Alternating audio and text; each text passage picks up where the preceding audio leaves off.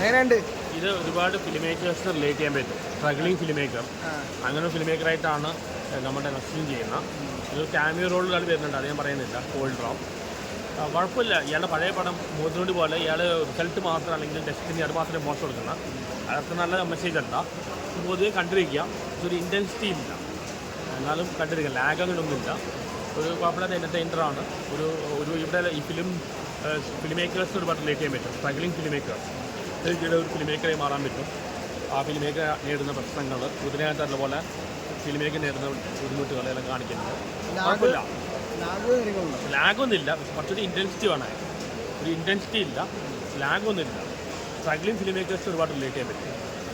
എറണാകുളത്തിലാണ് ഉദയനാനന്ദാരം പോലെ, പക്ഷേ ഉദയനാനന്ദാരം ആ ഇൻറ്റൻസിറ്റിയെ, ആ ഒരു ഇൻറ്റൻസിറ്റി വരുന്നു. ഉദയനാനന്ദാരം പോലെ ഒരു ഫിലിം മേക്കറിൻ്റെ സ്ട്രഗിളാണ് കാണിക്കുന്നത്. പക്ഷേ ഉദയനാനന്ദാരം ഭയങ്കര ഇൻറ്റൻസിറ്റിയിൽ ഫിലിമാണ്. ആ ഒരു ഇൻറ്റൻസിറ്റി വരുന്നില്ല. കണ്ടിരിക്കാം.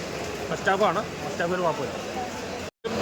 നന്നായിട്ട് എടുത്തിട്ടുണ്ട് കേട്ടോ, നല്ല രീതിയിൽ എടുത്തിട്ടുണ്ട്. എനിക്ക് ഉദയനാനന്ദാരത്തിൻ്റെ ഒരു പുതിയൊരു വേർഷൻ എടുത്താൽ എങ്ങനെ ഇരിക്കും, ആ ഒരു സ്റ്റൈലാണ് നന്നായിട്ട് ചെയ്തിട്ടുണ്ട്. നസ്രീനൊക്കെ അടിപൊളിയായിട്ടാണ്. തുടക്കമൊക്കെ അതിഗംഭീരമായിട്ടാണ് ചെയ്തിരിക്കുന്നത്. ബാക്ക്ഗ്രൗണ്ട് മ്യൂസിക്കും എല്ലാം കൊണ്ടൊരു പുതിയൊരു ശൈലിയാണ് പടത്തിന്. നമ്മൾ കണ്ട ഒരു ശൈലിയല്ല, പുതിയൊരു ശൈലിയാണ് പടത്തിൻ്റെ. നന്നായിട്ട് എടുത്തിട്ടുണ്ട് കേട്ടോ. നല്ല മേക്കിങ്, നസ്രീൻ അടിപൊളി, ഒന്നും പറയാനില്ല. കാത്തിരിക്കുന്നു അടുത്ത്.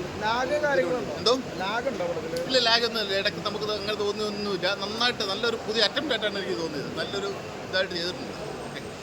അണ്ടർഡോഗ് കയറി വരുന്ന രീതിയിൽ ഒരു ഫിലിം മേക്കർ കയറി വരുന്ന രീതിയിലാണ്. പക്ഷേ ഇപ്പോഴാ ഒരു സിനിമ നിൽക്കുന്നത് പക്കാ ഡാർക്ക് ഹ്യൂമർ ഒരു രീതിയിലായിട്ടാണ് നിൽക്കുന്നത്. നമ്മൾ പ്രതീക്ഷിക്കാത്ത ചില ഇവൻറ്റ്സ് സിനിമക്കാർക്ക് നടക്കുന്നുണ്ട്.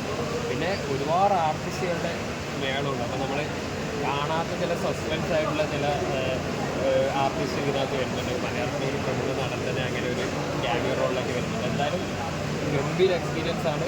മുഖത്തിനുള്ളിൽ കിട്ടിയ അതൊരു ഡാർക്ക് ഹ്യൂമറിൻ്റെ വൈബാണ് സിനിമ മൊത്തം പോകുന്നത്. സിനിമയ്ക്കുള്ളിലെ സിനിമ ആ രീതിക്കാണ്. സിനിമയ്ക്കുള്ളിലെ സിനിമയുണ്ട്, പക്ഷേ അതിനകത്ത് അദ്ദേഹത്തിന് സംഭവിക്കുന്ന കാര്യങ്ങളൊക്കെ നമുക്ക് കണക്ട് ചെയ്യാൻ പറ്റുന്ന രീതിയിലാണ്. അല്ലാണ്ട് സിനിമക്കാർക്ക് വേണ്ടി മാത്രം കാണാൻ പറ്റുന്നതല്ല. ഇങ്ങനെ ഏത് കാര്യത്തിൽ ഇറങ്ങിത്തിരിക്കുമ്പോഴും നമുക്ക് ഉണ്ടാകുന്ന പ്രതിസന്ധികളെ അത് ഡാർക്ക് ഹ്യൂമറിൻ്റെ ഒരു രീതിയിലാണ് കാണിക്കുന്നത്. അത് പറയാൻ പറ്റില്ല. അതിപ്പോൾ നമുക്ക് എല്ലാവർക്കും